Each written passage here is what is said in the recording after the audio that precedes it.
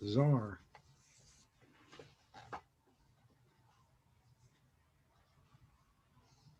Well, if you're only hearing out of the left speaker, I bet NPR's coming through pretty good.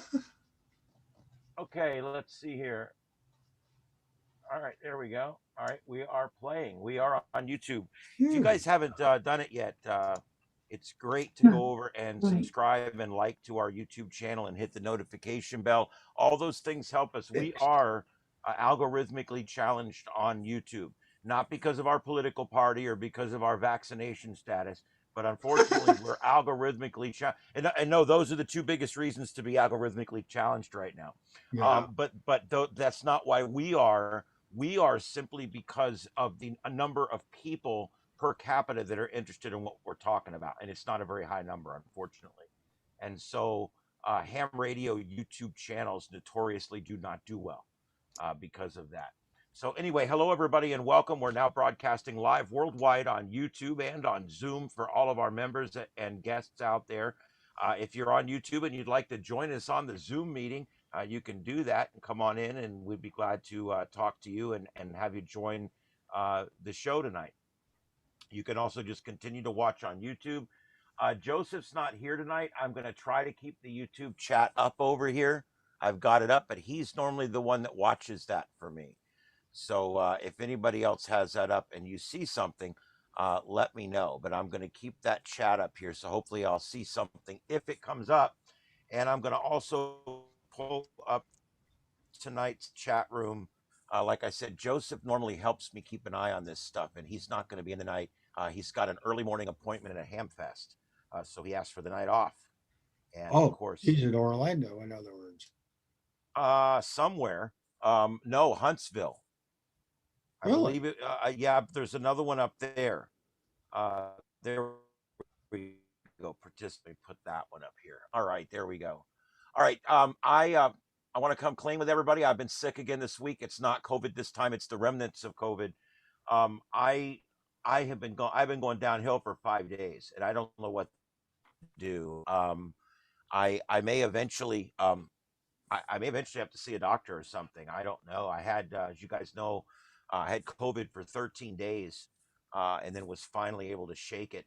I actually ran a fever of some kind for 13 days. It's kind of a version of hell, to be honest with you. I've Yeah. never seen anything like Son it. of COVID. Um, I'll tell you what, it's bad. I think I must have had the Delta variant because it hit me very hard. And I don't think that if it was what is going on with my tablet? This is absolutely ignorant. I'm trying to get the monitor up, and it keeps telling me that it can't load. That I have to use a different browser, and no matter what browser I pull up, it keeps telling me I have to use a different browser. And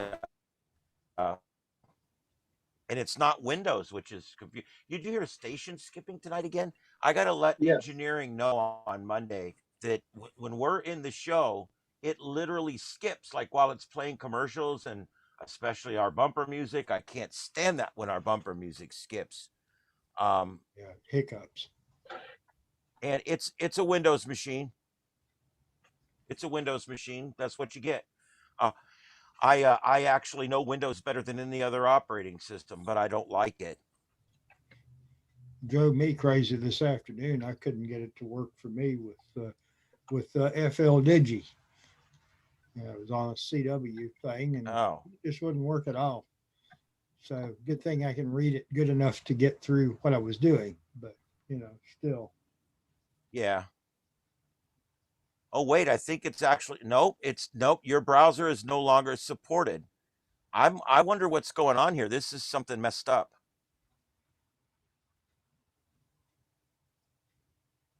Site can't be reached. Huh, great. that's crazy. DNS.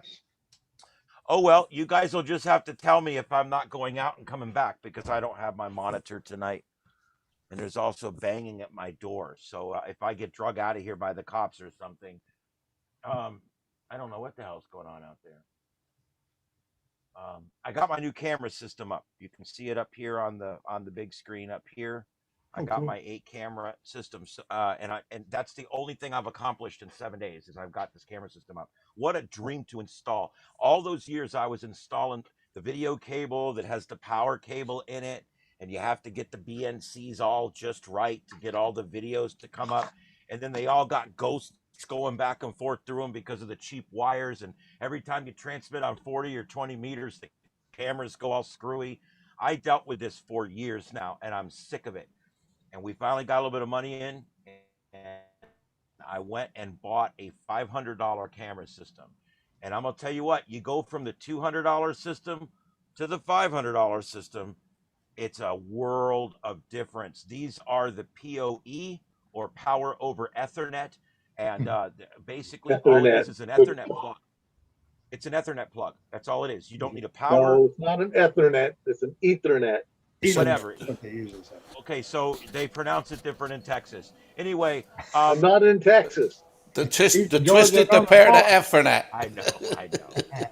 So anyway, I've always called it Ethernet. I don't know why that was what we called it down here for years. But anyway, the point is the Ethernet cable that runs through there. Several of the twisted pair inside of there carry voltage, while the others carry audio and video signal digitally back to the system. And let me tell you why I'm going into this for a few minutes tonight, right at the top, because all you guys have HF rigs, or at least you will at some point. I'm sitting at three of them in front of me right now. There you go. And I got 2 of them sitting right here, and I'm using the heck out of them. I'm getting ready to be where I can use 2 at one time for the first time. Looking forward to that.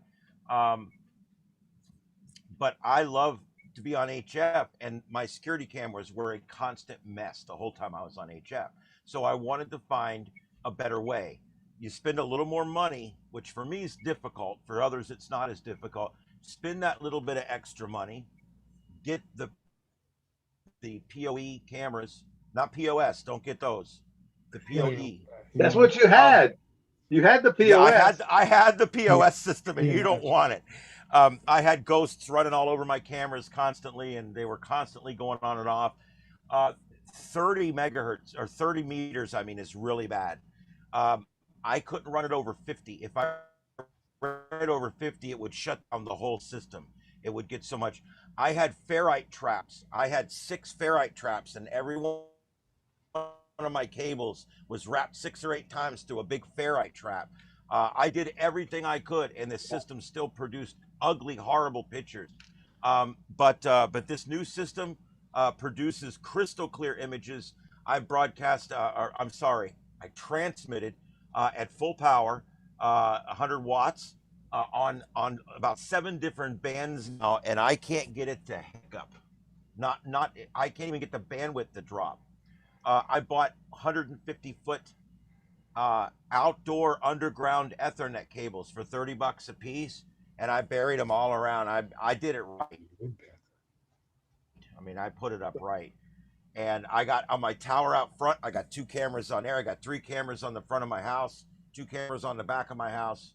And I got 1 camera 38 feet up on top of my rotator tower.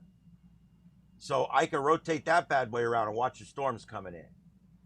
I can see all the towers in the distance and the stars, conjunctions. It's pretty cool. The camera works really well up there, and it's really clear. So Wink TV ain't the only one with a tower cam. Anyway, other than that, I just want to let you guys know the PoE systems, the digital power over Ethernet systems, tend to seem to work, for me anyway, 10 times better when it comes to working with your HF stuff, and when it comes to installation, the difficulty of installation. So I just want to put that out there. Also, all 8 of them have sound, and I swear I can stand out in the yard and hear somebody arguing. I pull up my phone and put my headphone in, and I can hear what they're arguing about. The camera actually receives better than I can hear with my own ears, which I think is really cool, because most cheap microphones will not do that. So I think that's really cool that it receives such great sound. It's a Smonet system, SMONET. I did a lot of research before I bought it. I wanted the 8-head system, and it's wonderful. I can't wait for my first thunderstorm. And I bought a big 800 watt um, battery backup, and I'm putting nothing on it but the camera system. That's it, because I don't want it going out during storms. I want it to stay up. So many times a really bad storm comes and my system goes down right as it gets back. Yeah, it sucks that way. No more. I'm now going to capture the entire storm so I can bring it to you guys and show you. It's going to be really cool. And these are 3000K cameras. They pick up better than 1080p. And I've already been able to zoom in and get a tag number off of one. So it's actually really good cameras. So I'm just putting it out there. Everybody should have a camera system. You should have a dash cam in your car. You should have a camera system on your house. It's the way to protect you from anyone who wants to say you're doing something you're not doing, whether that be your neighbor, the government, whoever. You want a unbiased witness that's always there at your side. And the way to do that is an audio video camera outside your house. A Ring doorbell is a great example. I don't have one of those because nobody comes near my front door because it's inside the fence with the dogs. But a Ring doorbell is a great example of a way to audio and video record all of the activity at your front door 24/7. And so just a thought for that, and that's $100 investment there. It's worth it. Okay, does anybody want to say anything about security cameras or any of that kind of stuff before I move on? No, but you said something that about seeing a tag. So I took a picture of one of my neighbor's license plates tags. I need to, if you'd let me share this with the. No, go ahead. Yeah, it should allow you to share. Okay. So how many of you folks know what an ID10T error is? Now look at that license plate and tell me, can you see somebody with a little bit of electrical tape making that an ID10T error? Oh, geez. And look at all the duct tape they already have holding the windows on. That would be a good personalized tag I could get. 404 error, ERROR. Yeah. That would be fun. Yeah, that would be fun. No, I used to know a guy in Collier County that he used to have the tag SIGNAL 20, signal 20, which is our signal code down here in law enforcement for crazy. And then one of his other guys that worked on that shift got one signal 10, which is the code for stolen car. And so you can imagine that was a lot of fun when we would see that one driving around at night. We knew who it was right away, but we had to run it anyway. That's funny. All right. So, yeah, there you go. And I got to tell you, the neatest thing about here, let me go ahead and let's see here. I don't know why that's doing that, but I will share and then unshare, and that way it'll come up. Okay. So anyway, basically, the camera system works great. I suggest everybody have one, and let's move on. Does anybody have anything else at this point they'd like to bring up? Any announcements anybody would like to make? Can y'all hear me? Can you hear me? Yeah, go. Hey, Joseph, you made it. Whoa, What's up, buddy? what a stranger. I don't know if y'all can hear me here. Can I you? told him you may or may not be in, as you are en route to a ham fest, which we know ham fest takes priority over everything. We know that. That's right. It's not a ham fest. It's not that exciting, but the Huntsville Amateur Radio Club they have a weekly meeting. So they do their meetings weekly instead of, I think, monthly like FMARC does. But yeah, they're having a build night, supposedly. They're going to build a 40-meter dipole is what I heard. Okay. So I'm headed down there to see what it's all about, scope them out, see if they're the same as FMARC, which I've heard they are. So we'll see if that's true or not. But yeah, it should be cool. Yeah. Well, that's cool. If they build a 6-beam hex tonight, I'll be impressed. Well, you know, it's A funny you should mention that. 6-band hex. It's funny you mentioned that because me and my dad drove down to the location where they meet. And it's like an unmarked building because it's currently being turned into a museum. But we went down there and we were like, okay, is this the place? We weren't sure because there's no marking, no signs on the building. But then we realized that there was a giant tower with a hex beam on it in the parking lot. Really? And we were like, oh yeah, this is the place. So yeah, that was Either that or there was a wind and somebody's umbrella didn't make it. It could have been that too, but that's pretty awesome coincidence there for it to land on top of that tower and everything. Yeah. So yeah. Well, and I'll tell you the whole hex beam thing. I'm going to be doing that. Rick's building his right now. Yep. And I think I've got Mama talked into buying me a hex beam. Yeah, I'm buying mine tomorrow. So, I still gotta. She's over here. I still got to talk to her about it, but I think I've almost got her talked into buying me a hex beam. I don't know. We'll have to see. Well, But, Ian, yeah, it's Ian, can you yeah, allow right when me? I said that, she walks in back here. It figures. Can you allow me to Go ahead, share Dave. for a You minute? got the floor. Can you allow me to share for a minute? Okay, hang on. Absolutely. The chair recognizes Dave. Okay, I just think a that's what you're second. supposed to say. Uh-oh. I'm trying to transfer. Uh-oh. Hang on. Don't it always go wrong just when you don't want it to? Of course, when you're trying to show something, that's when it's going to go wrong. Yeah, here we go. Yeah, Here we go. it's computers and babies. They both do the same thing. Hey, look at this, and then it doesn't happen. Yeah, let me go back here. Okay, share screen. Now I've got it. Share. There it is. There it is. Yeah. Hey now. Damn. Oh my God, dude. There we go. Now, does he got him hooked up in tandem? What Yeah. is that?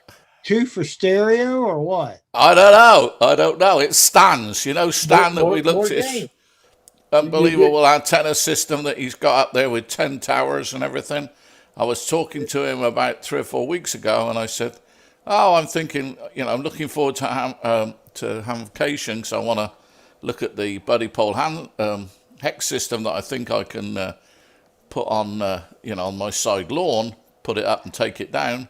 And he said, "Oh, take a look at my website," and there it is. All that just to get 3 dB gain. Yeah, that's all it is. 3D. Well, no, it's going to be more than that, isn't it? Because what's the gain of the hex beam? You're getting at least 3 dB on the you're getting the whole extra beam. It's only giving you 3 more. 3 dB more than just one.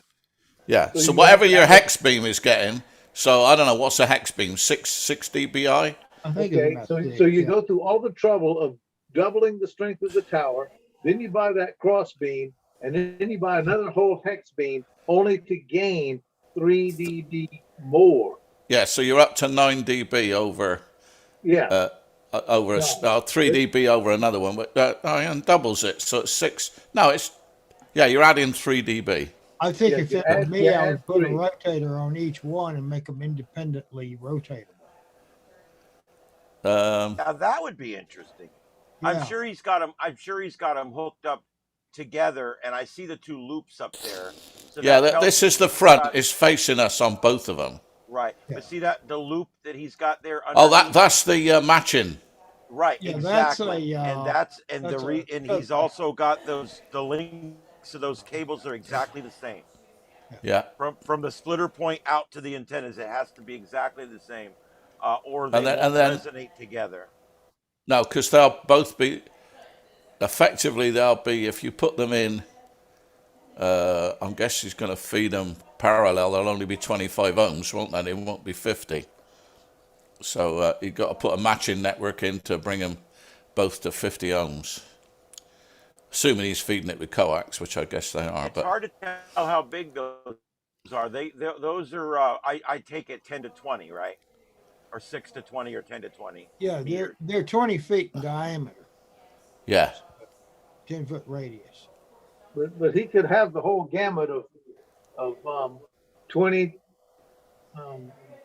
10, 15, 12, 17. Yeah, that's what Depends on how mine's. many wires are in there.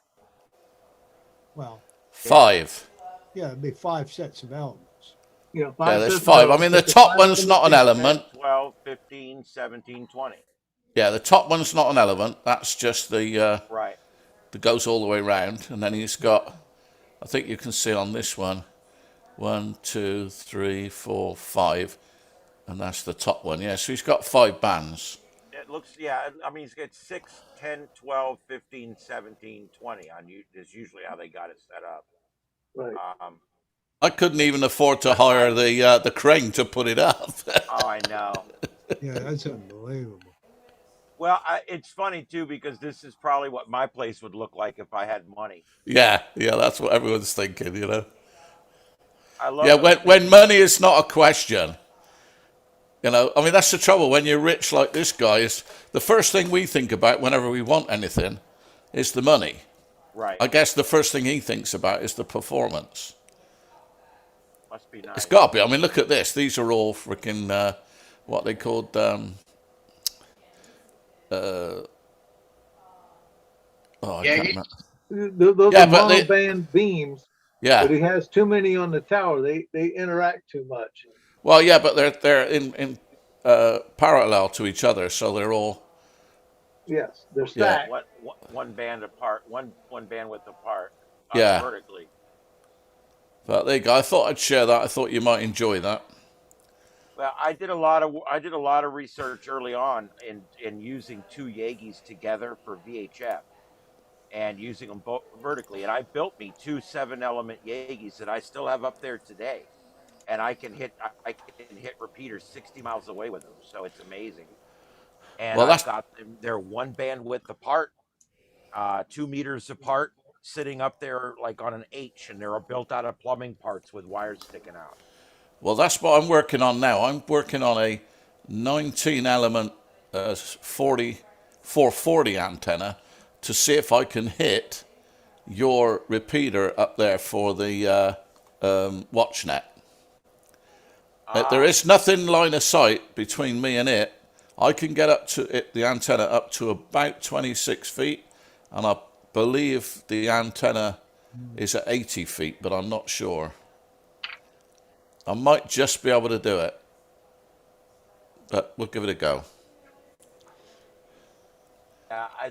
What I got set up, what I built out of PVC works really well, and I got to tell you guys that there's nothing to it, and it's literally just well, here I can put it up on the screen. Here's a shot of it. This is the one I built, and the array on top I've taken down. I'm working on it, but the VHF part's still here. The top up there's UHF. Those are 2 7-element UHF beams up on the top. I don't like putting UHF and VHF together in the same Yagi because it has it limits your performance. Let me just put it that way. So what I did was I built my UHF Yagis and then I built my VHF Yagis and I just hooked them up separately when I need them. But this 7-element here and this is 7-element here, and I've got the wire exactly the same to the center point, and this does really well for something that's hand built. I mean, I can't believe the distance I get out of it. It's amazing. So it's a neat design. All right. Anyway, anything else on that? Yeah, if you go to, as I say, I'm building a 19-element 77's antenna. But if my website of the week, I'm stealing your website of the week, is K7MEM. And if you look there and you go and look at the assembly page, you'll see that you can, choose any beam you want, any size you want, give it the gain, and it'll tell you how to build it. So it's Kilo 7 Mike Echo Mike. It's a really cool thing. I mean, you can look it up. I can share it, but you can look it up. And I'll try to find, yeah, there you go. You got it. So I will go back to Zoom. antennas.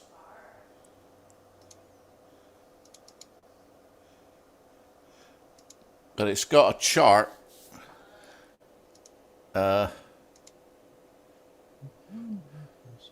Yeah, antenna underscore Yagi underscore VHF dot HTM. And you can put in all your different dimensions, the frequency you want on the right hand side, the forward gain you want, blah, blah, blah. And then at the bottom, it will give you, it even gives you if you've got metal bonded or, like a piece of wood or a piece of thing. Sorry to. I really believe the non-conductive boom works better, but that's just my experience. Would definitely work better, differently, according to this website, anyway. But yeah, sorry to hijack you again. No, that's fine. Look, guys, I'm admitting it. I have nothing tonight, so this is what we're doing. I have nothing tonight. I've been ill all week, and it is what it is. I have nothing tonight. This is what we're doing. I got a few things over in the newsletter I want to do, and I want to just talk about what everybody's working on, and we're going to call it an early night. My well pumps quit working while I was at work, so my family has no water right now either. So as soon as I get done here, I have to work on a well pump, and then when I get the well pump going, before I go to bed, I still have a show that airs at 7 a.m. on the sports channel that I have to finish editing and load remotely, so that it can air in the morning. So it's been a really crappy week. So that being said, we're going to just have an hour and a half or so here, and then we're going to go on. But yeah. I do want to do. I do want to spend a few minutes going over a few things that I had. I'm trying to pull up here. I don't know why I'm having a hard time finding it.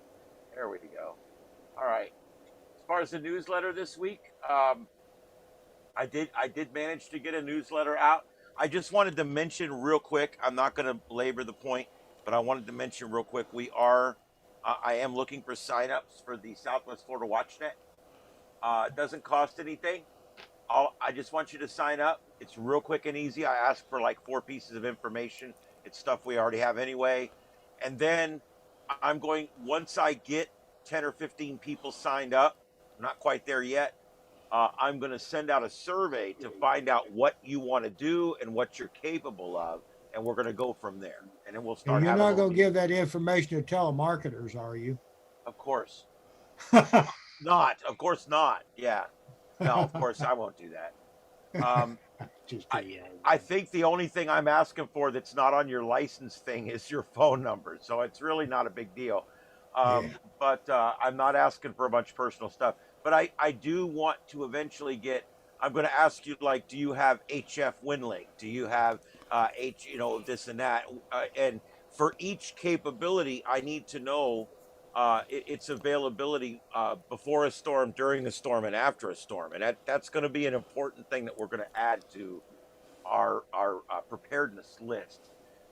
As you guys know, I was going to try to start the net this week. I'm putting that off a few weeks because I'm just not feeling well. But anyway, the Southwest Florida WatchNet, I am looking forward to it. I think we are still well underway here for that, and things should go well with it. So anyway, let's see, what else did I have? The geomagnetic storm forecast, it looks like it coming up on the 13th, which is Sunday. We may have another big moderate storm. We had a little one today. 10 opened up today and stayed open. It stayed open till, I don't know, just an hour and a half ago. I made a bunch of contacts today on 10. I probably made 25 contacts on 10 today. I made 15 contacts on 10 today. So including Africa, New Zealand, Australia, Chile, Ecuador, Canada, Mexico, Ireland. So it was quite a mixed bag. I literally was hitting morning. I was hitting Europe, hitting South midday, and I was hitting out towards the Pacific late in the day. But yeah, I managed to get New Zealand and Australia, which were both. I had neither one of those on 10, so that was pretty cool. Neat. Yeah. So anyway, 24 hours.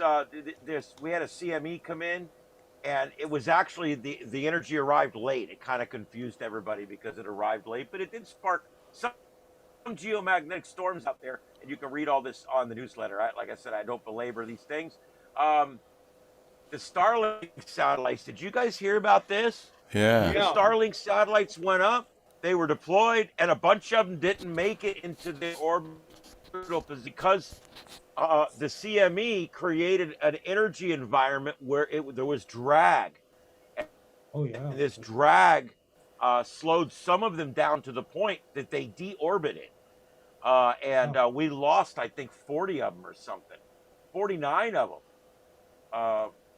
Or no, wait, they launched 49. Let's see how many. Yeah, they lost I'm trying to see 40 how many of we them, lost I think. here. 40. I think they lost 40. Yeah, 40 of them re-entered. Well, you'd think they'd be looking at the space 40 weather, of them have wouldn't already. they? Yeah, you would think that would have been a launch consideration because the way these things are, they don't go up and hang out. They go up and they literally they go up, they release their payload, and they return to Earth. There's no BS. And so you would think they wouldn't have launched it if we had a solar environment that was dangerous. I think they learned something, to be honest with you. I hope so. The way they're talking about this, I think this is something new. I think they learned something. That the drag on these things was unprecedented. The way it was happening. So it was interesting. I find that interesting. But spaceweather.com has all the information on that. This was this morning's actually this was midday observations. Let me pull up the current observations. We're at 113, so the solar flux is continuing to drop today. The K index is still at 4, and everything looks pretty much the same there as it does now. The geomagnetic field is active. The EME degradation is down to poor currently. So we've got some not so great stuff going on right now. But let me tell you something. I keep having people tell me, when the geomagnetic storm is storming, you might as well turn your radio off. Well, kiss my bottom side. That's not what I found out. Let me tell you what. Today, the geomagnetic storm was going crazy. It was the geomagnetic field was crazy today, and I was on 10 meters talking to digitally talking to Australia and New Zealand. So on 70 watts. So it is what it is on a wire in my yard. A wire, by the way, that's a random wire that's way too long for 10 meters. And I'm tuning the crap out of it to get it to work on 10 meters. So not bad. A real long paper clip. Yep. And I got my 6-meter beam hooked back up. And so I've got it wired in and it's on my B selector here. So I'm hoping to get some that going on. You guys know the Magic Band. I mean, we've still got about 4 months till Magic Band season, but it's coming up. If you guys have 6-meter capability, like with me, I take mine down sometimes for a month or two and then I put it back up because you don't really need it during the winter. But that 6-meter beam in the summertime can be a lot of fun with the Magic Band. Okay, so that's pretty much what we got there. We had an opening on 2 meters in Europe earlier, right here.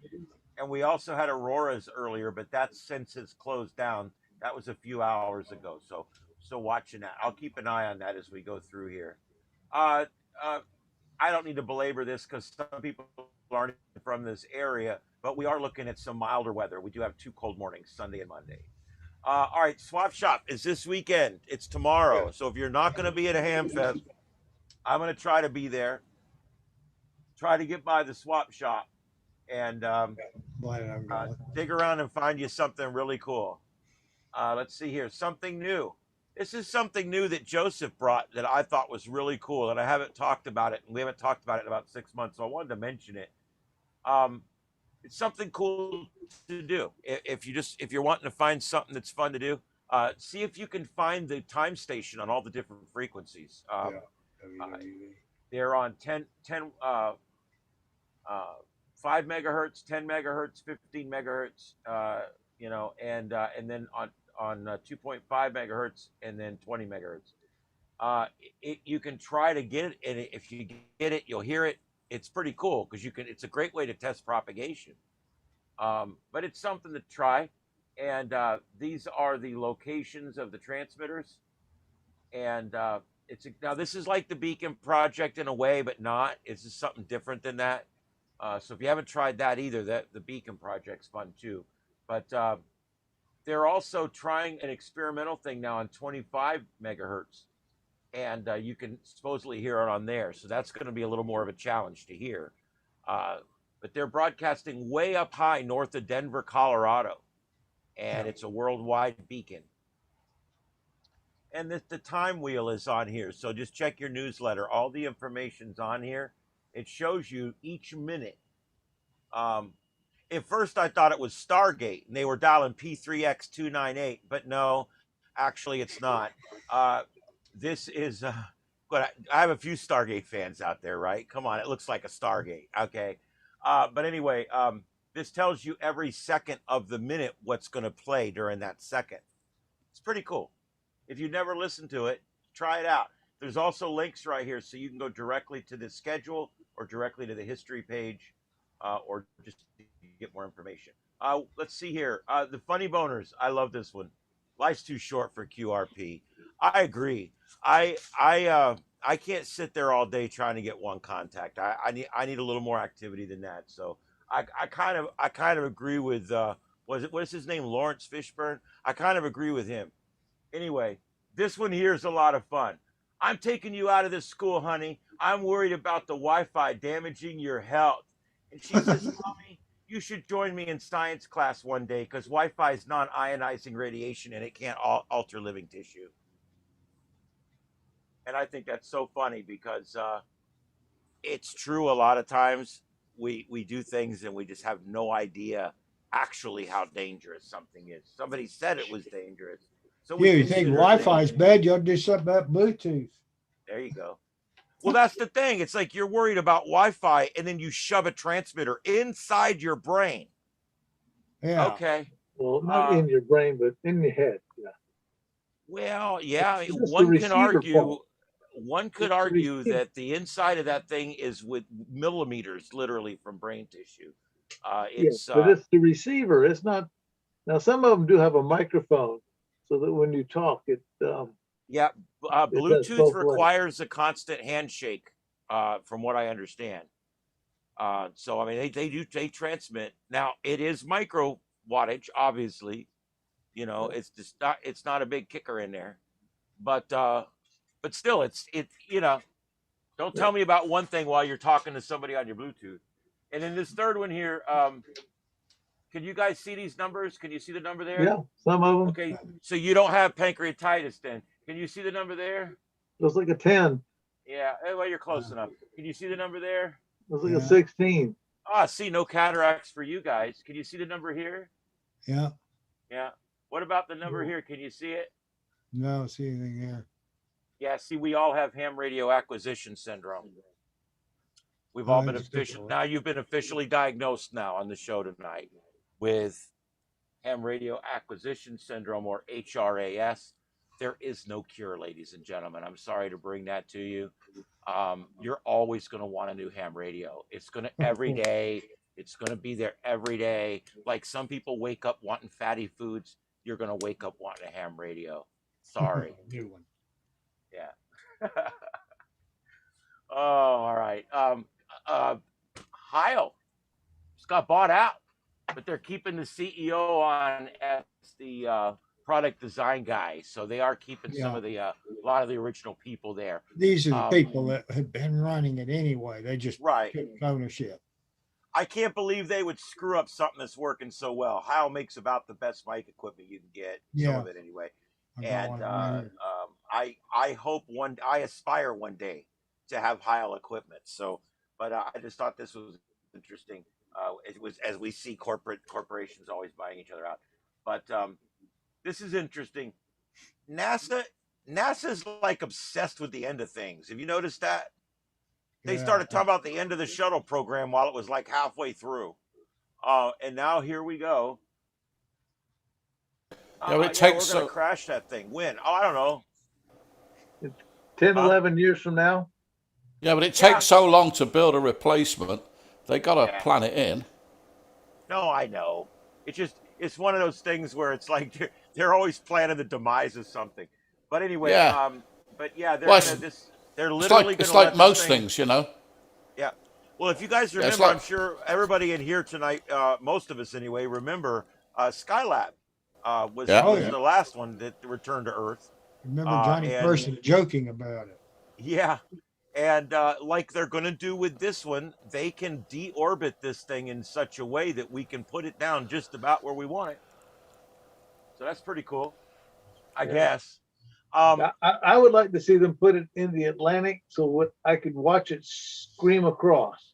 That'd be Kind of like cool. when the shuttle used to come in for a landing. And you know what? They're wanting to put it in a real deep ocean. Why? Because they don't want nobody diving on it. I think it'd be nobody- pretty good if they put it into Orlando. That are pretty deep. Yeah, they're wanting to should put put it it- way out in the Pacific where it's really deep because they don't want people diving on it. They want them to leave it alone. I'll tell you, it bugs me. I hope somebody unhooks the ham radio and brings it back. Don't let it burn up. One of us could use that radio. I don't know. That's I right. think it's a Yazoo or a Yazoo, depending on what part of the country you're from. Right, so I think it's a Kenwood. It's Kenwood. So you say Kenwood no matter where you're from. It's said the same. No, it's Trio if you buy it in Europe. Oh, is it really? Yeah. Yeah, it's Oh, wow. Trio in Japan, too.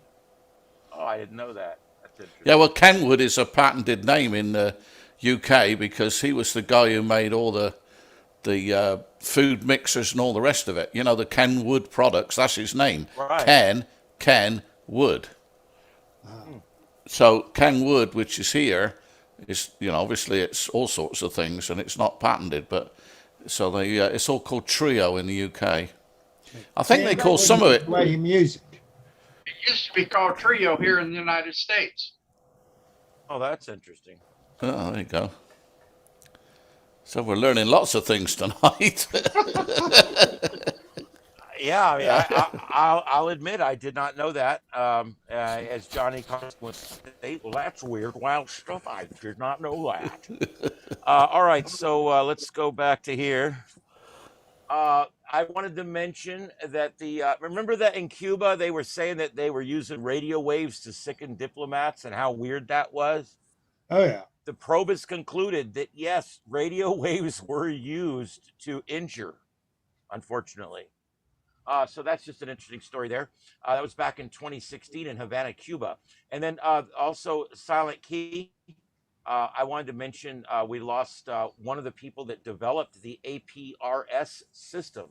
Bob, yeah. Berniga, Bob Benunga. Berniga, WB4, yeah, APR. But I just wanted to mention I tried to dwell, but again, this is someone who was a pioneer in ham radio and created something that we all use today. Special event marks 80 years since the first broadcast of this transmitter, the Voice of America broadcast 80 years ago, and they're doing a special event station. So all the information is in here for that, and all the call signs and everything. So interesting stuff. And another thing, this is an interesting thing I came up with this week for you guys. Buffet. And it's something my nephew brought to my attention. He says he comes in and I bought him a Bofang radio, and I programmed it where it doesn't transmit on like 99% of the channels. It just receives. And I think I put some FRS ones or something in there for him, but for the most part, it doesn't talk. It just receives. But he wanted a radio like his Uncle Ian has, or Uncle Ian, or his grandfather Ian, whatever they call me now. It's my wife's son's child, and I'm basically the grandfather now for about 10 years, and I'm really enjoying it, the role. Anyway, he's about 12 now, and I'm going to get him licensed. We've already talked about it. In the next year or two, I plan to get him licensed as a tech. But in the meantime, he got a Bofang. And I was programming it, but before I programmed it, he says, you know, I hear people talking on it already. And I'm like, really? Let's go listen to that. So then let's get out the Yagi. And next thing you know, we're walking around the yard with a Yagi on a pole, and I'm turning it around, and we're listening to these people, and it's kids, it's businesses. I'm like, holy crap! I did a little research. These channels come programmed into the radio already when you buy it. When you buy the Baofeng radio, when you buy it from Baofeng, it's going to come already pre-programmed with test frequencies in it. Okay, Great. these test frequencies are in bad places. If you notice, only 2 of them fall within amateur radio bands, and neither one of those are in working positions as they are. So really, it's kind of worthless. Except, guess what's happening? They sold 500,000 of these radios. Oh my. And they're everywhere. And only a small percentage of the people are professional radio operators or amateur radio operators like us. So what ends up happening is everybody gets these things, and they're a bitch to program with the front key panel, right? So what happens is everybody just uses the channels that are come programmed from the factory, which is illegal as hell. Illegal for anyone to use these frequencies, pretty much. But that's how they come programmed. So the reason I'm putting this out there is I for about 3 weeks now I've been playing around with this, and I actually programmed these back into one of my radios so that I could scan it and hear it. There's thousands of people using this spectrum of frequencies right now. This is an issue. I mean, it's not one I'm going to lose sleep over, but it's an issue. It's 1 million people with 5 watts. Or a lot of them now 8 watts, which with a Chinese conversion is 6.2. But anyway, if you think about it, that's crazy. So yeah, no doubt. The first frequency is almost in the aeronautical band. Yeah, there's some weird ones. There's one I think that's in the there's one that's in the military band. There's one that's in the auxiliary civil service band. There's one that's in the Marine band allocation, but it's between channels. It won't get you anywhere over there. Right. So it's really literally they just typed these in. Test frequency selected. Yeah. Or this might be the Beijing Police Department's frequencies. I don't know. But all I do know is when there is millions of radios in the world, hundreds of thousands of radios in this country that have this programming scheme in them, and they're being used as utilitarian radios every day. I'm just putting it out there. I put these frequencies in my my UHF radio, my mobile, and I start spinning my Yagis around, and I'm hearing everybody on there. There's people on there, even from up here. So next time I go to an event or something, I can only imagine how much traffic's going to be on these channels. This is basically like FRS on steroids. Oh, instead of everybody having 500 milliwatts, everybody has 5 watts. And Channel 0 is international satellite frequency, and NASA has a lot of satellites on 136 band. 136 and 137 are satellite frequency. Right. And you got one down there, 138.55. Yeah. That's a weird one. Yeah, if you look at the frequencies, they're all either 250 or 500 or 0. Right. Yeah. I don't know. I don't think they're. I think it's just a bunch of miscellaneous. Well, no, because it goes 452, 453, 454, There's a pattern to it. Yeah. I'm like you. I don't think they just literally went brrr on the keyboard. There's a pattern to it, but I don't know what the pattern is. Maybe it's the Chinese frequencies or something. None of them are set on repeater frequencies. They're all the same pair basically in the radio. There's no split pairs for repeaters or anything. But they have got tones. There's some with tones, and there's some that have the other kind of coding in there that I'm not even that familiar with. Those Chinese radios will do 3 or 4 different kinds of coding. They'll even send out a CTCSS burst at the beginning of your broadcast to tell people who you are. It's kind of amazing what they'll do that we don't care about. I'll tell you what, that Bofeng will do about 100 things, and you need about 7 of them. All right, anything on this? What do you guys think about this? Is this interesting stuff or what? I kind of just literally came up with this. Yeah, I mean, this is something you don't think about. I wonder what's between channel 21 and 127. Well, they're not programmed. Huh, interesting. They literally throw 127 in.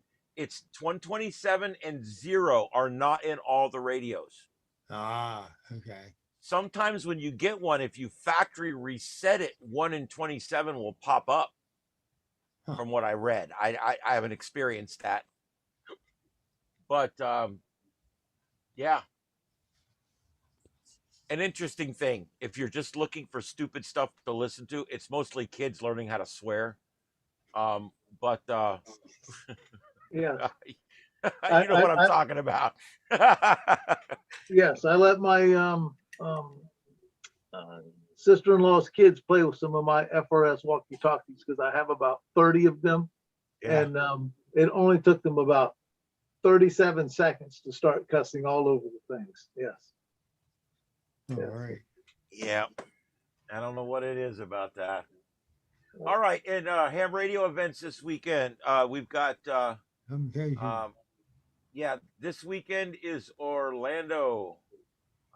And then you've got next weekend, you've got Highlands County Amateur Radio Club Ham Fest. Sebring. Also. Yeah, that one's at Sebring. Sebring, for those of you who are not familiar, Sebring is not that far. And it's in a beautiful part of the state. You know, I got to tell you guys, I'm a native Floridian. I was born at Lee Memorial Hospital. Yeah. I've lived here my whole life in North Fort Myers. I'm one of those crazies. But I got to tell you guys, one of my favorite parts of Florida is Lake Placid, Avon Park, Sebring. Going up there, yeah. Up that 27. 17 is beautiful too, up through Bowling Green and all that. But yeah, I actually prefer 27. When I'm going to Orlando, I go up 17 and come back 27, or I go the other way, whatever, so I can see more of Florida. I love driving. I love driving up through there. And when I hear people say, oh, I took I-75 to Orlando, I laugh and I point. Because it's 39 miles out of the way. Yeah, it is 39 miles more. It's crazy. And you get to see a beautiful Florida with 60-mile-an-hour speed limits. You just got to watch 4 or 5 little towns. There's always a cop with a Kodak there behind the sign. But other than that, it's a great drive. And I love driving up through the middle of the state. So Sebring is a great little town. 72. Yeah, if you guys are ever just like looking for a place to go explore for a couple nights, get a cheap hotel room, Lake Placid, Avon Park, Sebring, beautiful place. Anyway. Yeah, anyone going tomorrow? I'm going tomorrow. Where are you going? To okay. Hamcation. You're going to the Orlando one. Oh, yeah, wow. Yeah. We're going. We're leaving at 6:30 from here. We're going to have breakfast in LaBelle, and we're going the way you suggest. Up 27 and up that way. Yep, and from LaBelle, you'd go up 29, 27, and make a left on 27, and take that all the way up. Yeah, that's what we're doing. That's a beautiful ride. Yeah. And then when you come back, you could come back 17 if you wanted a different ride coming back. But well, I'm not driving, but that's the way I normally come and go. Yeah. But because I've got friends that normally I go up and stay for Hamcation, but I had to have a load of stuff done today. So I normally stay up there because they live literally about less than a mile from the fairgrounds. But I was listening on the repeaters this afternoon, and there was a few people in our area are going up. I just wondered if any of the tech net were going up. Anybody going up tomorrow?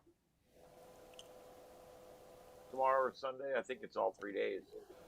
Yeah. All right. Well, Yeah, I guess not. I would like to go, but with my health the way it is, I wouldn't risk it right now. I'd end up wasting money.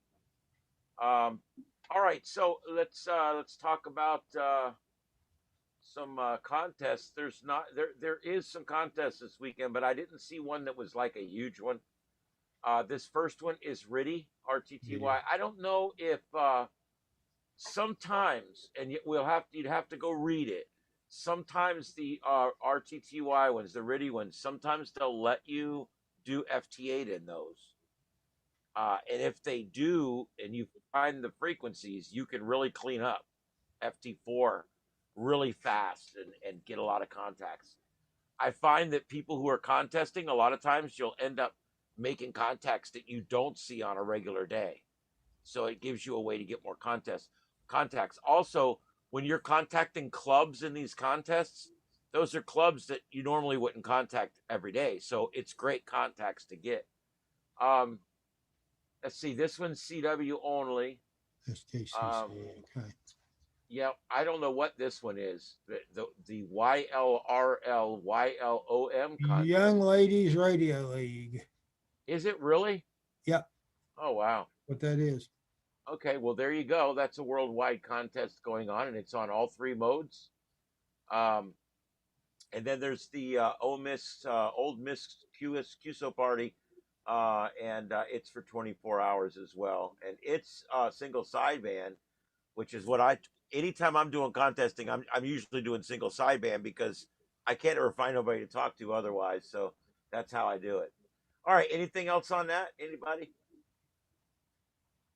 All right. Let's open it up to anybody that has anything they'd like to discuss. Is there anything we can help you guys with? Yeah, I want to show you something. Yeah, just do it. Let me show you the screen. All right. The chair recognizes Rick. You see that? Yeah, there we go. Yeah, that's the start of the hex beam. That's the mast for it. Oh, nice. So at the top of that, the thing in the middle is going to be the rotor, and then your hex beam's going to be on top of that. That's about 20 feet high right now, but we'll put the rotor on, and so I expect the hex beam will be about 23, 24 feet maybe. But you can see the piece of lumber down on the bottom. That's a 6x6. So, and that's already buried in the ground and everything. So anyway, just want to let you know that, hey, construction is underway on the hex beam. That's awesome. Where are you putting the other one, Rick? Putting the other what? The other X beam. You're not putting two up? Yeah, you No, gotta I'm not going to go two stereo. Yeah, I'm not going stereo. So we're just going to have a single one up. And anyway, but it's going to go on top of this thing right about here. If you could see my arrow, I don't know if you can or not. Yeah, we can see it. But that's about 20 feet. And the rotor will go there, and then the hex beam will be about like that. So anyway, I've got to build it next. That's the next step. So Okay, anyway, we need more photographs. Give us photographs as you progress. yeah, I've been making photographs. This is the only one I could get the Slowpoke phone to move over. So that's what I did.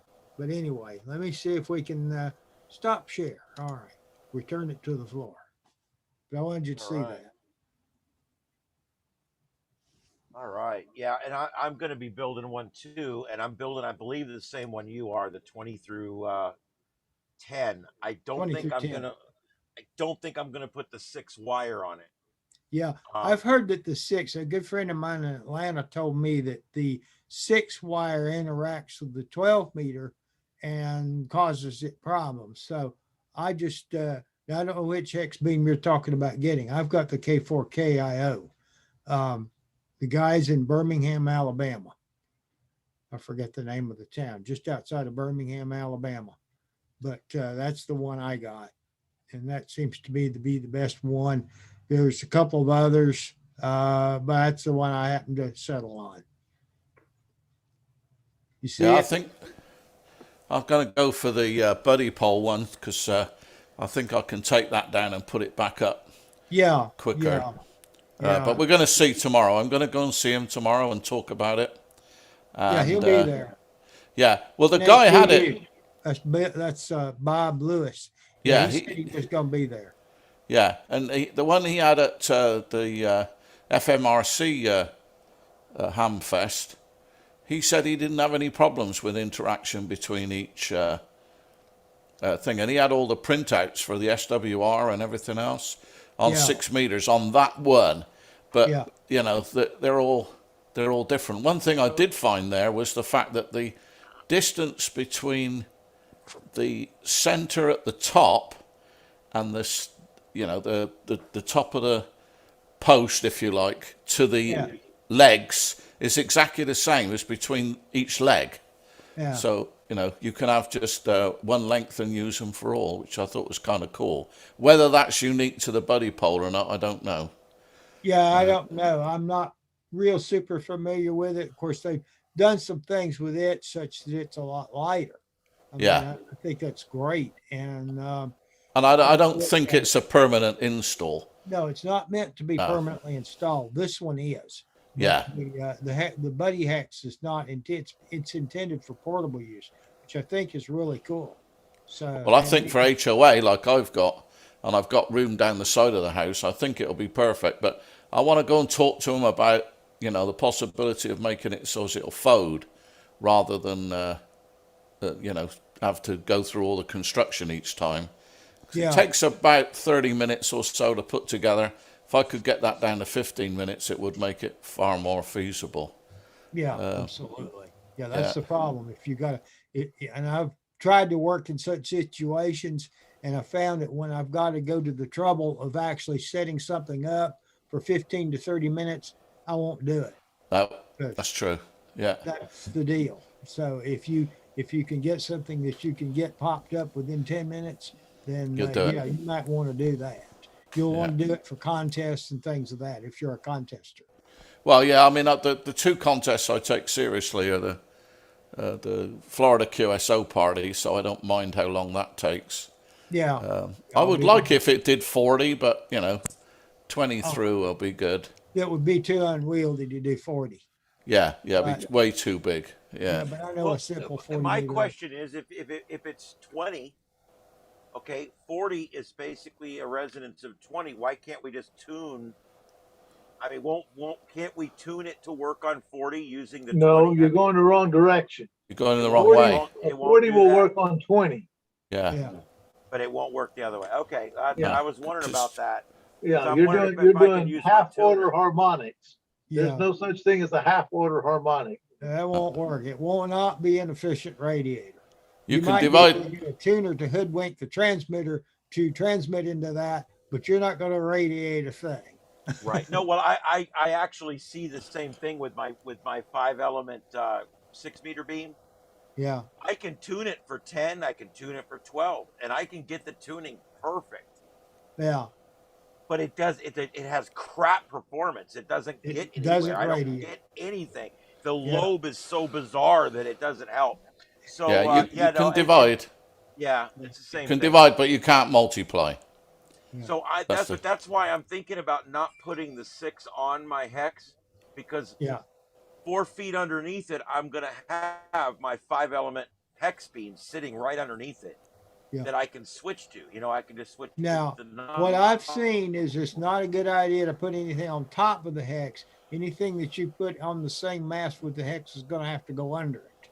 Yeah. Yeah. So Exactly. But Yeah, the no, 6, my I think, 6-meter beam. can you tune the 6 to the 2 meter? I think you can, can't you?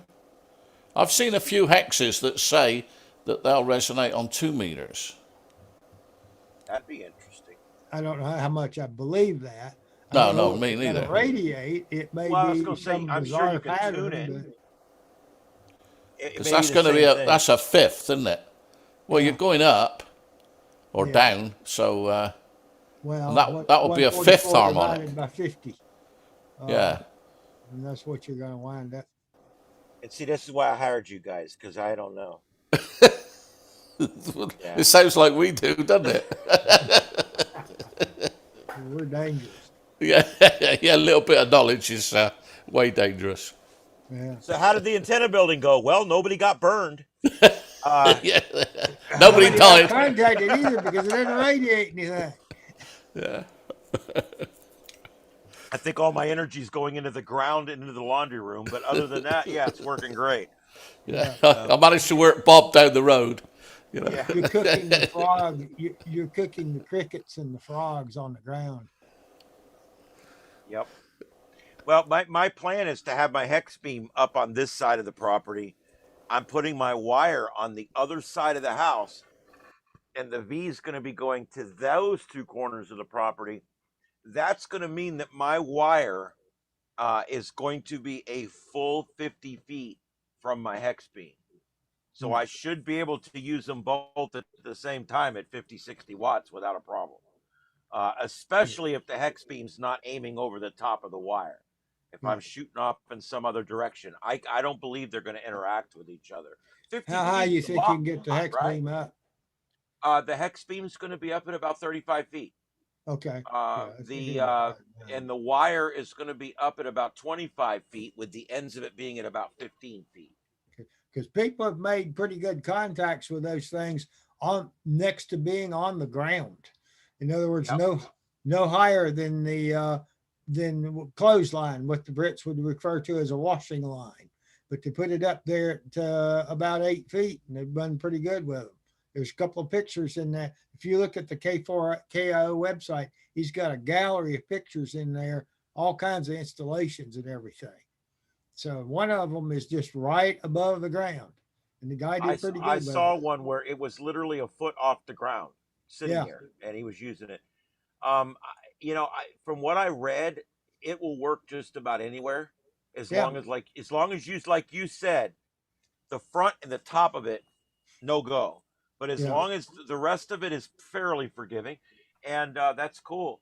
But it also said for the best performance, you should be at least one wavelength the ground. Yeah. That's half a wavelength is the normal. At 20 meters. So that would be about, is it half a wavelength? So at 20 meters, that'd be 10 meters. So like 30-ish feet. Yeah.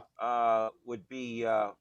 I'm going to be just over that. So I should be, but I'm going to be about 34, 35 feet from the ground, but I'm about 27 feet, 26, 27 feet from my metal shed roof. Yeah. Yeah. You got to get away from that. The only thing that I might have a little bit. Yeah. But I'm still going to be 20 feet above the shed, 22 feet above the shed. Yeah. So it still should be plenty. Yeah. I think it'll be good. I'm really looking forward to it. I got to tell you, now that I've got my wire out from under that tree, and that tree's gone, and all the other trees are gone, and we cut all this crap down, and I put up my towers, and I got my wires strung up. I got this old what's the big HF antenna that has all the coils going up? What do they call that? I must forget the vertical. Yeah, it's a vertical, but it's got like 6 or 7 coils, so that it'll do like all a totem pole of bed springs. The HB. Yeah, there's a name for it. But anyway, I got one of those that someone gave me, and I worked with this thing for months, and it will not resonate. And I figured out why. All the coils are rusted up, and so it obviously it's all completely screwed. But I took this thing and hooked my wire to the end of it and stood it up 32 feet like this. And then I just put out my pipes at 20 feet. So I've got my wires literally way up there above my property. And I'm getting twice the receive and twice the distance I used to get. It's amazing. Amazing. And 10, 12, and 15 were worthless to me before. Worthless. Now, 10 was open all day today. Like I said, I've been going 5,000, 6,000 miles on 10 during the day. And all I did was get it out from under that tree and get it up 10 more feet. That's all I did. And it's made all the difference in the world. This is an old wire. I think I'm the third owner of this wire. It's all rusted up. And ladder line's in good shape, and it works like a charm. Right. What counts? Yep. Old antennas don't die; they just get rusty. That could be a meme. I don't know. I thought that was the operators. No. Well, we don't do as well as the antennas sometimes. All right. What else you guys got? What else we want to talk about? Anything real quick? I just want to let everybody know I got an HF antenna up and making some contacts on 20 meters. Nice. First time. What kind of antenna did you get put up? I think it's called a Hustler VP1. It has 3 things that come out. They say it's been used on boats a lot. It was given to me and I put it up on a piece of PVC about 15 feet in the air on a tripod. Yeah. And Get you on the air. That's good. What's that? I said it gets you on the air. That's good. Yeah, I just been working voice or phone, but I got the Caracas and Panama and Virginia so far, so it's getting out a little bit anyway. Do you have antenna restrictions or you put up anything you want? I pretty much can put up anything I want here. I want to get, I think you were talking about, Ian was saying that antenna is a Hustler 6 BTV, I think it is. Yeah. But they're back ordered now. That's the one I wanted to get. That's something else I wanted to bring up. It seems like everything is back ordered right now. Anybody tried to buy anything lately? Yeah, I guess aluminum shortage or whatever. They're saying March or April for those antennas. Yeah, aluminum shortage. Like you can't get electronic parts. Tech is completely shut down its service department. They can't get parts, so they're not servicing the radios anymore. It sucks. Yeah, that's the 6 BTV, and now they make additional for what 17 and 30 or something. Yeah. 17, 30, and 12. I've been able to get this tuned up on 40, 20, and 15. Yeah. And I haven't tried 10. I heard about 10 being open today, so I'll try that tomorrow and see if I can get it to resonate on 10. Just out of curiosity, where are you located? I'm in Northport, Sumter, and 75. Yeah, okay. You're not far from here then. We got a couple people on here from Atlanta and so all over the place. Yeah, yeah. I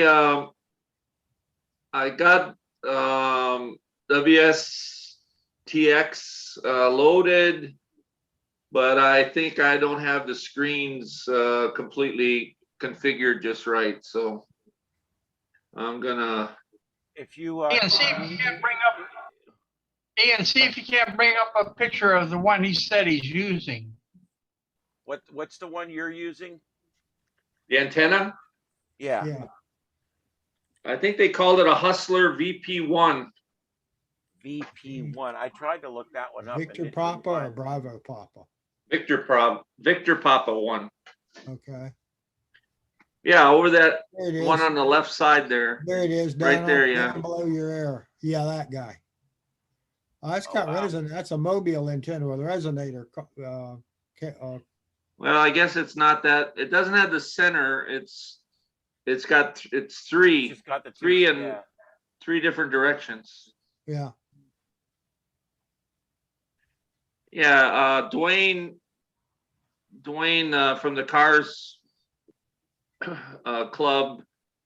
Apparently, somebody donated it to him, and he said it was used on boats quite a bit. Yeah. Boats or cars. Yeah. So it's a good start. You know, while I wait for something better, it's going to get me on the air, I think. So. Yeah. You had 1 coil or 3 or what? No, it's 3 different coils. Yeah. So you got probably 2015. Yeah, I think you said you had 2015 and 10. That's a good start. Yeah, I don't know. Yeah, I don't know about 10. I haven't tried that yet. I got 40, 20, and 15.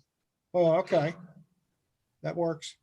Yep. And then I have a wire antenna for 6 meters that I made from a kit. So this mobile antenna that you got, do you have like a piece of metal underneath it to act as a ground plane? I don't have any ground plane except there. He wound up some coax at the bottom to make it a kind of a rudimentary balun. Okay, is that He thing? thought- It's meant to be on a vehicle, but on a boat it sees the water. So it Yeah. uses the water as a ground plane on He's gonna need on a some boat, Yeah. and on a car it uses the whole car. So you need to put that thing on like a tin shed. Or put some radials in the ground. You can put some Yeah. radials in the ground, but you kind of want the antenna not super low. You know, when people put that on a vehicle, they put it on the back bumper, or they would raise it up a bit. They would try to have that triangular thing. I got my camera off. Let me get my camera turned back on. Start video. Where you have that thing that does all three antennas, you try to have that like the height of the roof of your car. Yeah. So you would have, Well, it's up about 13 feet. but it doesn't have no metal underneath it. Now, if it's on a metal pole, it will use that metal pole as half of the ground plane, and that would help. Do you have a chain link fence? Okay. No, it's plastic. It's PVC. Yeah, but do you have a chain link fence in the yard? No. What do you got that's big and metal? Nothing. Nothing. Don't use a high tension power line next door. That won't work. Yeah, that might get. I mean, I'm gonna need radios sooner or later for that 6 BVT or BTV or whatever, but I could bury some radios here. This ground is real easy to bury some radios. Yeah.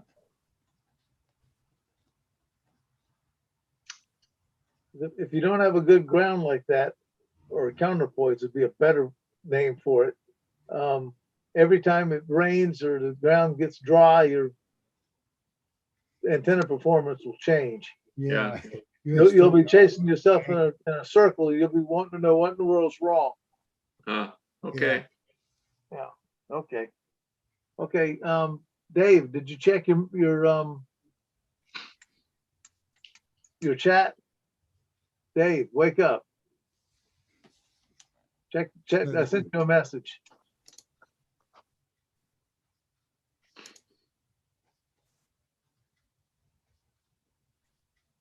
I'm trying to do an RF plot between, from what I understood, Dave was going to build a super duper 64 element beam. All right, maybe he didn't say 64 elements, but he was going to build a super duper beam to aim between his house and Ian's house. And I know the repeater that's by Ian. Yeah, I'm just looking it up now. That website I gave you earlier, I spec'd it out from there. Okay. And now for the life of me, oh, here it is. So basically, I did that thing that plot, if line of sight. Ian gave us a website a couple of weeks ago to find a line of sight with an antenna. And I think I can get his, the repeater that's close to him that he wants to use for the WatchNet. So I didn't know you were going to a repeater. I thought it was so I figured about 12 dB gain I wanted to get, and it came out with I'm just doing it again because I printed it, but length is estimated. That's a good guess. How much line loss do you get? How high are you going to put this antenna? Oh, I'm going to put it in my attic just above me, so it will, I can get it up to somewhere like 24, 25 feet, because as it happens, the ridge of my attic runs north-northeast, which is the same way as North Fort Myers. So I might be able to get it tucked up as high as I can. Being only 77s, the actual length is only 0.54 feet for the Okay, so elements.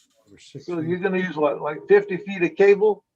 No, Looks like- no, nothing like, let me see, 10, 15, no more than 30. And it'll be LMNR 400 anyway. So how many dB loss you think that's gonna be? At 440, maybe, I don't know. I mean, it shouldn't be much, 60 feet, let me see, 15, 30 feet at most. And it's LMR 400, so maybe a couple of dB, maybe. I'll just use one. Oh, heck, I'll put 1.5. All right, and the receive antenna is on you said it's a repeater. Yeah. So I'm gonna give that 9 dB because I'm assuming it's got a good antenna. How high is that the repeater at? Do you know? I don't know. I'm guessing 80 feet. Do you know, Ian? How high is your repeater? No, I don't know how high that repeater is. I assume it's around 80 to 100 feet. So I think from here, it's like a 5-story building. It's on a little tower above that. So Okay, and so I don't know how I didn't understand that you were going to a repeater. I just thought you were trying to get to Ian's house. No, Ian's looking for people to. I did fill in the form, Ian, but I don't know what I put on it now. It was a couple of weeks ago. But for the WatchNet, he's looking for controllers and people to partake. Well, if I can hit it from here with a vertically polarized 77s antenna, and I've got 100 watts now on 2 meters, so which will help. But there's a good sized ridge between the two of y'all. Yeah, but I think we can clear it. No, not according to this plot thing. Now I don't know where the repeater's at. It's in North Fort Myers. It's on the LCEC building on Bayshore Road, just east of Old 44. That doesn't tell me nothing. Do you want coordinates? Ridges? I don't know of any ridges right Nor now. do I. I mean, the only thing I can think of. I don't know what that would be. All right, let me share to the screen again. Go ahead. All Let's see if right. it shows screen. Okay. All right. So Sharing off. okay. All right. Can y'all see this antenna Yeah, I plot see thing? it. Okay. Why ain't that centered? Okay. So over on the left, I've got Dave's antenna with the specs that he gave of his ground elevation is only 4 meters. Man, I'd be afraid of a storm. You might flood. It's less than that. It's only 17 feet. Oh, that is 4 meters. Yeah. All right. And an antenna height of 7 meters, get you to the, and then, by the time you do all the calculations there and the gain, now let's say you got a fade margin of 23. They might hear you. It may not be the best, but this was using Ian's QTH. That's what I plugged in for the address. So it's got a plot that looks like that. Well, I don't know where Ian sits, but it's more to the left. He's right there on the map. Yeah, okay. So I think, Ian, am I correct by thinking it's more west from you and further south? Yeah, I'm putting in the coordinates in the chat room right now. That's the actual coordinates for the repeater. Okay. Copy them right out of the chat room. All right. Okay. I'll do another one. So does that repeater have a name? Like a frequency? Well, it's the 444-775. 444. Yeah. Call sign is 775. WT4T. 775. Yeah. Okay. So that's you gave a name for it. It is the LC. Yeah. LCEC is the Lee County Electric LCEC. Cooperative. Yeah. Yeah. Okay. The call so sign on it is W Whiskey Tango 4 Tango. I don't give a. I'll just call it this. Looking at that, I might be able to get aircraft scatter. Okay. There you go. Yeah, you're going right through there, but that's, you're not, you would have a hard time, unless, Eaton's got something way up in the sky. It hasn't moved. He would say what? The antenna, the plot hasn't moved on what you've got shared. Oh, I got to plug in a whole bunch of numbers. Oh, okay. Sorry. Yeah, I've got to go back to where's my thing here? Add the links. Return the main menu. I got to add a new site, and then I got to figure out.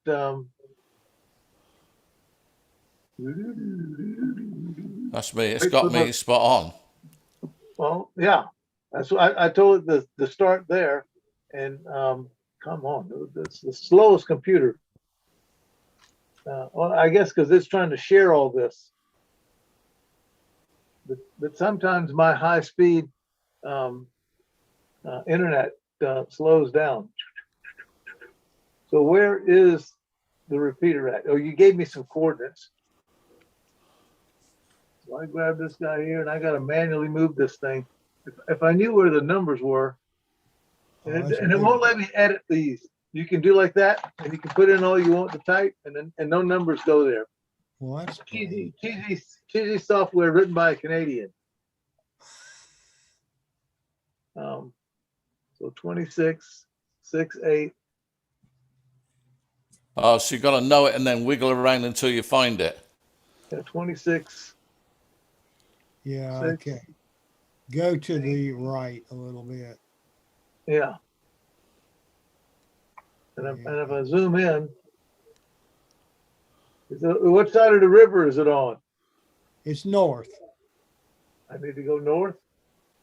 Yeah. The 26. 8. no, I don't think it's that far north. Come down close to the river and that orange line. All right, now you're on the line. Come back closer to the two roads. Come to your left. Come to your left. Yeah. Yeah, and this is approximately. All right, you see that river at Royal Coach Village? I think it's just west of that, in that area where there's not. You don't see this little river here? No. Oh, the other one where it says Royal Coach Estates. Okay. Okay. All right, so you want to drag that guy a little bit into that blank area. I think that's where it is. Over here? Yeah. No, it's He may know better than I do. Well, let's look at the numbers. 2668, 2669. Just, do you see that little lake just to the south of the highway there, right below where you're at? It's right near there. Buccaneer. Yeah, I mean it's no. Oh, no, it's oh god, it's not even near that. It's come straight down to that right there, right where you're at now. Come straight down to the highway. Straight down to that highway. Okay, now go to the right just a little bit. Right just a little bit. Right just a little bit. And then down just a little bit. It's right there. It's just down a little bit more. It's right there. That's it right there. That's the co-op building. That's close enough anyway. 2668. All right, so at least that there's all right. 87, 50 something. It's close. Okay. All right, done in submit point, and then we're going to give this thing a name of the LCEC Tower repeater 444 dot 475. 775. You got it. Okay, add to my sites. Okay, then we want to go do new link. We want to go to all the way down there to like from Dave to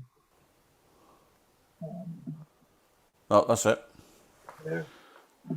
Okay, your antenna, we said that sucker was 24 feet. We said 7 meters up. Yeah. To get you 23 feet. The antenna there, we said it was I call it 80 feet. So 80 feet. So in the meters, that would be what, 26, 24? You can divide. Yeah, 24. 24. Let's go 25. Well, 25. 225, 25, that's fine. Okay, because the antenna is going to get it a little bit above. The building is only that. Okay, and then we're going to do this on 440 something megahertz. You're going to use 50 watts with a line loss of 1.5 dB. 1.5 dB. Yeah, mouse doesn't work. 1.5. Got it. Okay, antenna gain. All right, default. No, cancel. We don't want to use those default numbers. We'll type it in numbers. The 12. 12 dB gain. The receive antenna is going to have maybe 9 if we're lucky. If the luck, let's give that 1.0 dB loss. All right, submit. And it goes out there and it calculates all this stuff. There's a big hump right there. Now, the secret thing is the fade margin is not too bad. It's gonna the receive signal is 7 something microvolts. The radio will work down into point something microvolts. Yeah, I think that hump is the curve of the Earth. We need flat Earth Dave, don't we? That's the curve of the Earth. That's what Flat Earth Dave says doesn't exist. Yeah. Yeah. Okay, so I might be on a bit of a struggle here then. Well, you never know. No, you just have to. What are you in, a single story house? Yeah. Put it in a second I can story. try it by putting it on a temporary mast at the side. So you can see from the picture, I live in a HOA, but I live in the corner of the hammerhead, and I've got a lot of property, around it, and I've got water on 2 sides. But it's a single story. I mean, it's like 30 feet the height of the roof, but I've got to tuck down underneath that. I can't because it's all in the attic. I can hear most of the 2 meter repeaters around, so I was hoping maybe, because 440 tends to be a little better around cities than 2 meters, I think. No, 2 meters travels farther. Yeah, it travels further, but it doesn't bounce around like 77 Yeah, does through a city. Buildings. Right. Yes. Buildings. In a city, it'll reflect off of more items. Yeah. Um, So, I mean, in the UK, I used to run a couple of 440 repeaters, and they were better than the 2 meter repeaters, even though they were lower, but it was, built up areas. And we do the same here. We've got one down, golly, I can't remember. We've got 2 repeaters on the same building, very close to the shore in Bonita, and you can get the 440 better than you can the 2 meter on a car, when you're further away. So I was hoping I could do. You kind of pissed on my parade a little bit with that, because I was hoping I could do it, but now I'm kind of feeling. Oh, I think you can still do it. Yeah, I'm gonna give it a go. Yeah. You got to skip it across the rooftops. Yeah. We got. I think bounce it off some of those airplanes off of. There you go. Bounce it off of something. Maybe Yeah. Yeah, I mean, you'll be net control anytime we can get meteors scattered. yeah, that's right. Yeah, or sporadic-y. Does sporadic-y work up there? Yeah. I've done a great deal on 77, so no. I don't know. Gain, mobile height. Okay. 440, 444. So that repeater's what, a 50 watt repeater? I believe so, yes. I don't know for sure, but that's what the information I have. Yeah, I've got 100 watts capability. I don't want to run it at 100 watts. Oh, I think I have. Let me just check. Anybody familiar with the Kenwood 2000? I've just done some horse trading, so I've ended up with a Kenwood 2000 in exchange for my Yaesu. On 440, I don't think it does more than 50 watts. 50 watts, probably, yeah. Yeah. But I know a guy who's got 3, maybe 4 2000, and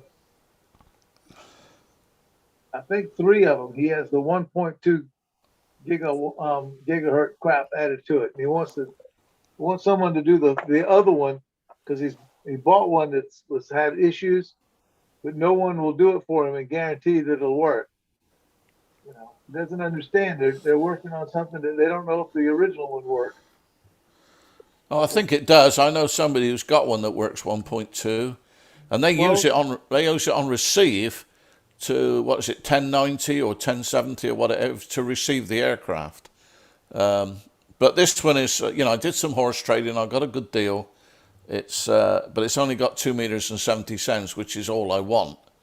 And I was going to use it for give satellites a go, but I did some more trading for another radio, and next week I'm going to get the older Yaesu 847, which is better for the satellite work. That's the other thing. I could do satellites, but you only get 10 minutes on those. I've been doing quite well with satellites from here.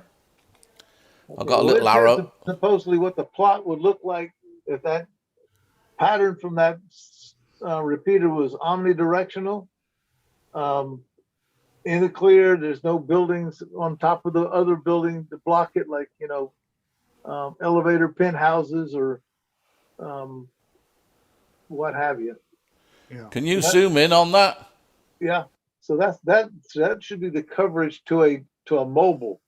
Well, zoom, don't go down. Yeah, no. So I'm above a Mockley. Yeah, I'm about where your mouse is now, I think. Yeah. Somewhere there. Just a little bit in the fringe. I'm in the gray area there. Yeah. So, but see, that's going to a mobile. Oh, no, I'm not. No, I'm not. I'm up. Oh, well, I don't know where you're at because I don't know where you live. Well, put your mouse, see where it says 1116 on the I-75? Or is it 1.16? Keep going up. Going up, and then stop at the next exit. Whoa, now go right. Well, come down a little bit and go right. Go right a bit more. I think I'm there. Zoom in a little more. Yeah, Bonita Beach Road. Okay. Go right. Yeah, that's your place. My place is go set there. Right there. It's in the corner there. Right, go down a little tiny bit more. And go left a little. Well, there. Now go right a little bit and up a little bit. This is like that game. Did you have that game here called the Golden Shot?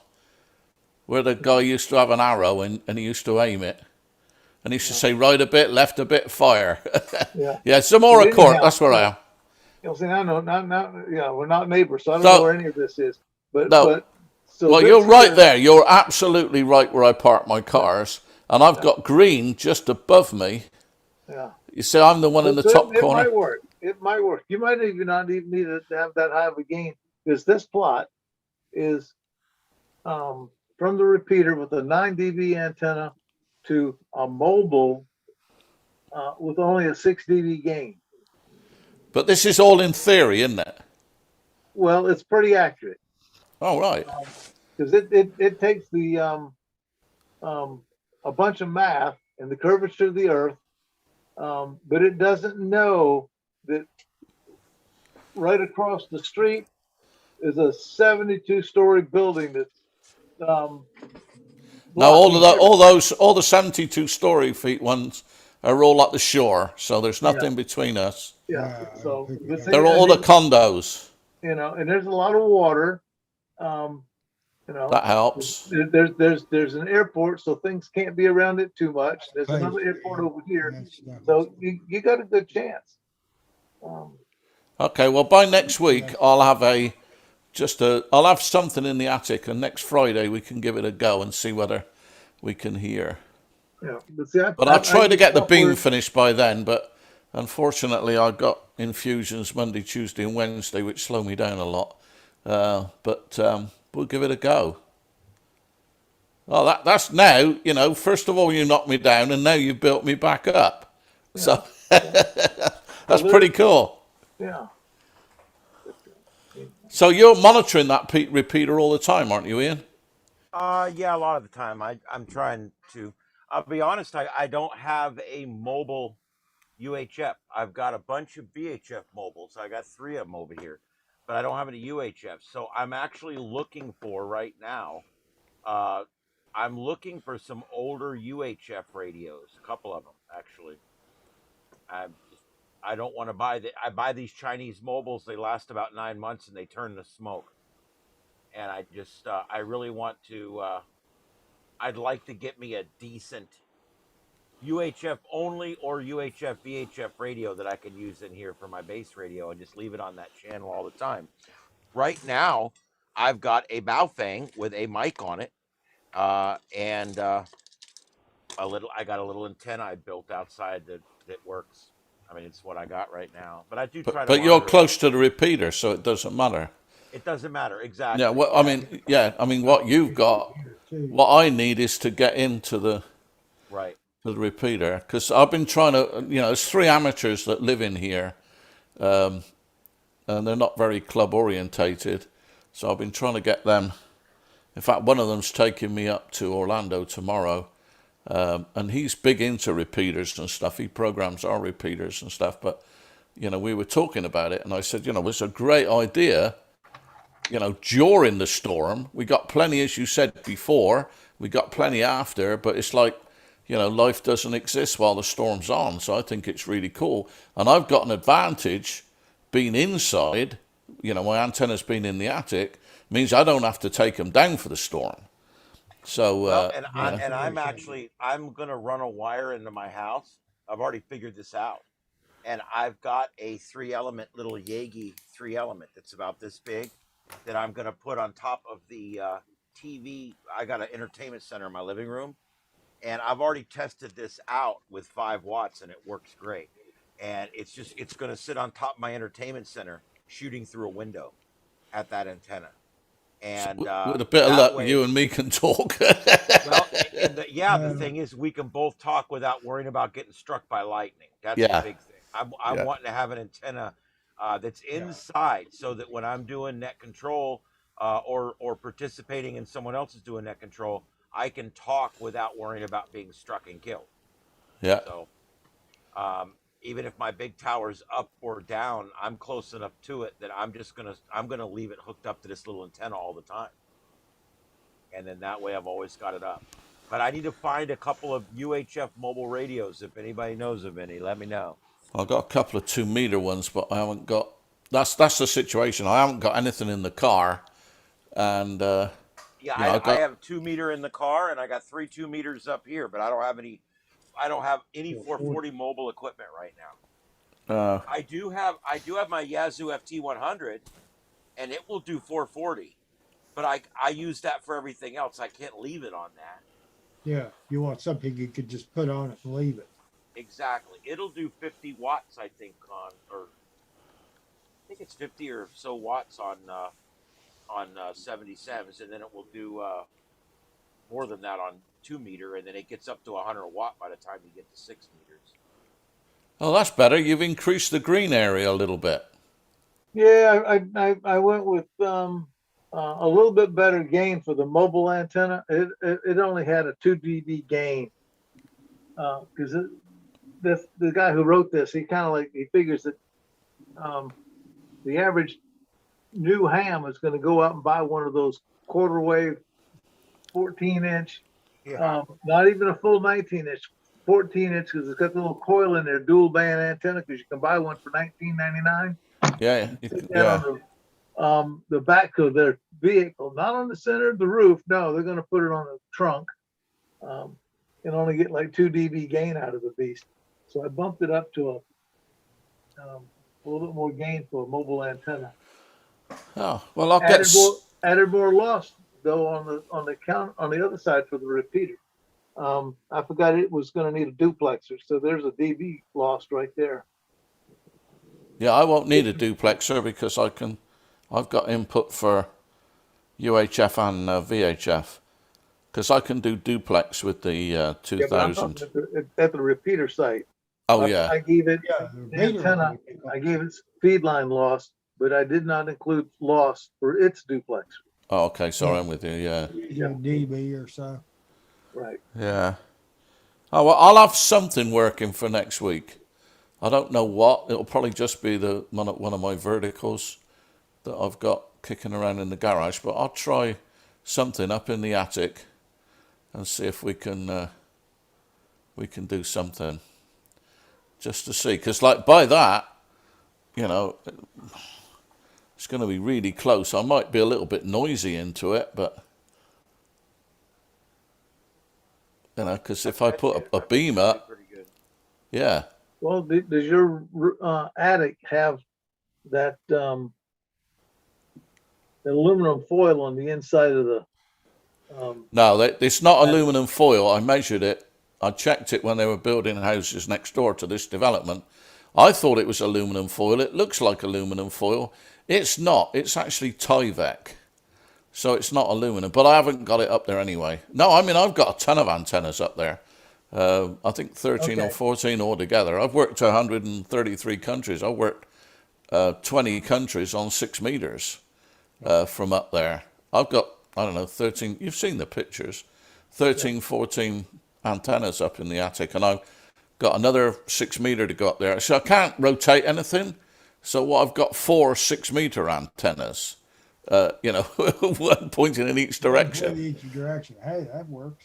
Yeah. Well, I've got Moxons, but I've just bought a colleague of mine, or an ex-colleague of mine down in Naples, got told to take his 50-meter, 6-meter dipole down. Now, that's something I want to talk about, actually.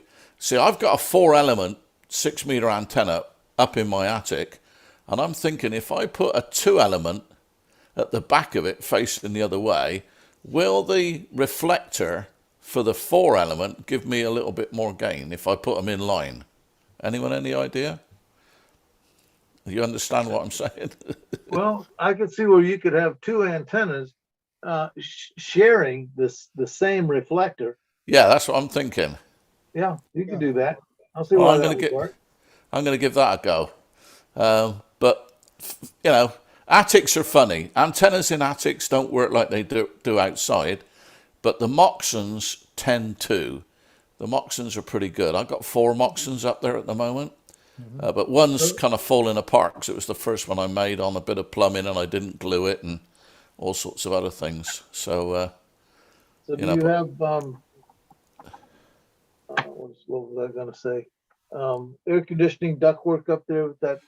Yeah, but I had new air conditioning back in July, so we kind of jiggled that around a bit. So I've got plastic piping, not the usual aluminum stuff. Yeah, not the aluminum stuff. And all the Pelhams, all the boxes are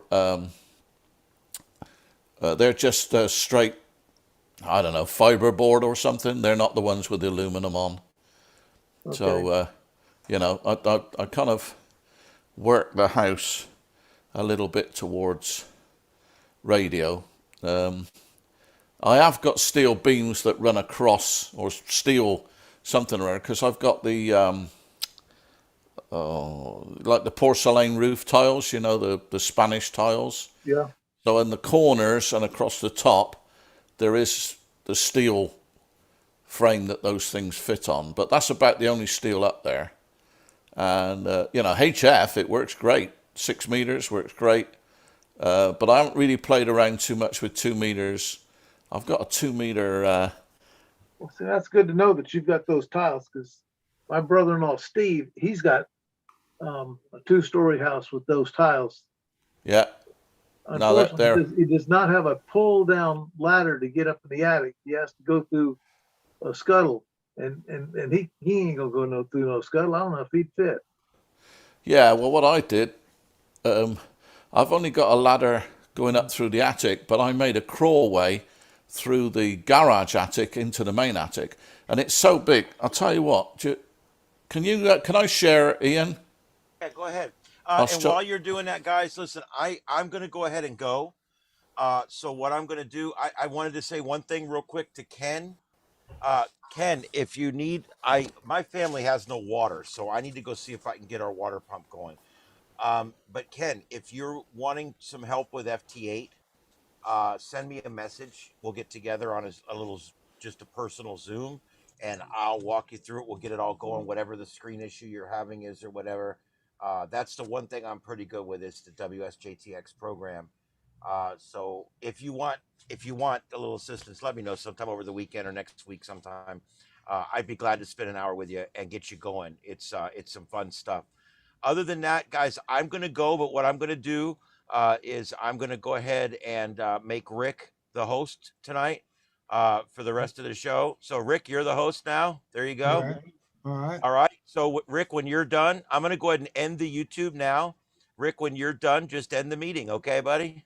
Okay. All right. You guys have fun. I'm sorry to bow out on you like this, but no, I fully understand. Thanks, Ian. Thanks very much. Thanks for the offer, Ian. I'll take you up on the that. toilet in 8 hours. So yeah. Yeah. Yeah. I know it's pretty messed up. All right, so I'm going to let you guys go, and I'm going to get out. But you guys have a great night, and we'll see you next week. And Rick, I'll turn it over to you. Good night, everybody. Okay. All right. We'll see you at the swap meet tomorrow, hopefully. Yeah. So I can't share at the moment, Rick, because somebody else is sharing. Somebody's got their sharing on. It's not me. Who's sharing a screen? It's me. Oh, Dallas. Oh, Dallas. Okay. Yeah. Yeah, you So need I to gotta figure out how to turn that off. Yeah. I don't know how to turn it off.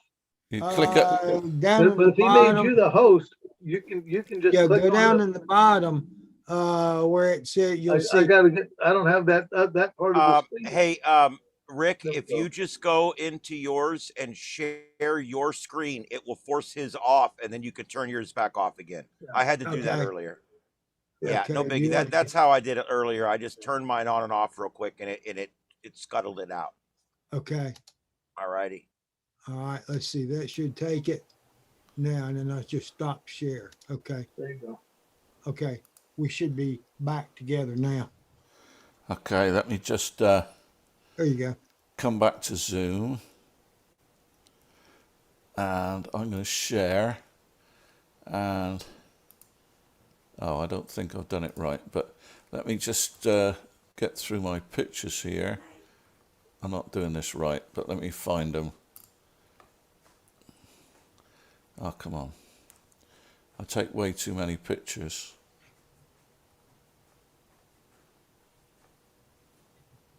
Well, you just went through the whole attic.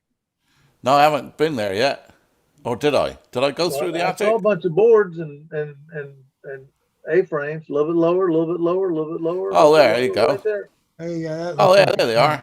Okay, so let me just drop this again. How do I stop sharing? You don't want to stop sharing. You want to just pick a picture. Yeah, I know, but I don't think I can. That looks like. Oh, I can. Oh, there's the Moxon. Yeah. So what I've done, you see here, that used to be metal. I took those out.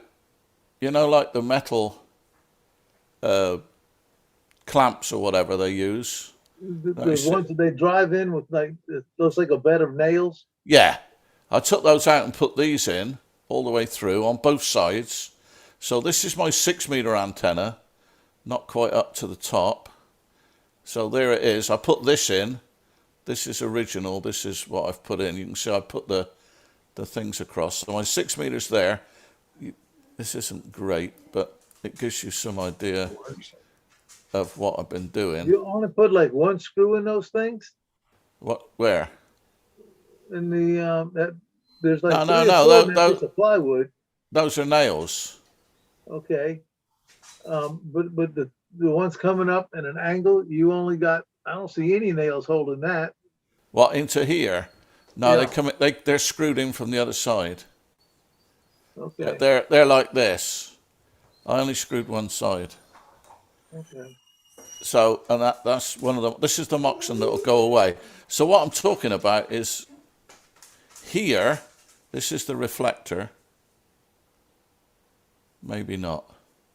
But what I'm thinking is if I can continue this out this way with another 50, I can use the reflector on that antenna. Yep. But I was going to show you how big it is. That's a regular step ladder.